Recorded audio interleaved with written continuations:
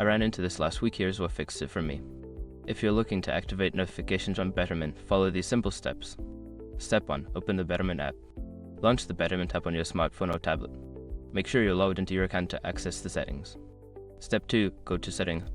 Once you're in the app, navigate to the Settings menu. This is usually found by tapping on your profile icon or the gear icon in the corner.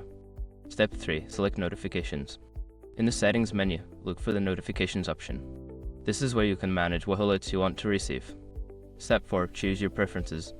You will see various notification types, such as account updates, market alerts, and reminders. Toggle on the ones you want to activate.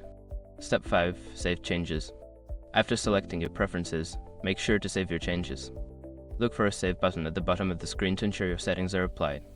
Sometimes, users forget to save their changes, which means they won't receive any notifications. Double check that you see a confirmation message after saving. I hope this guide helps you stay updated with your Betterment account.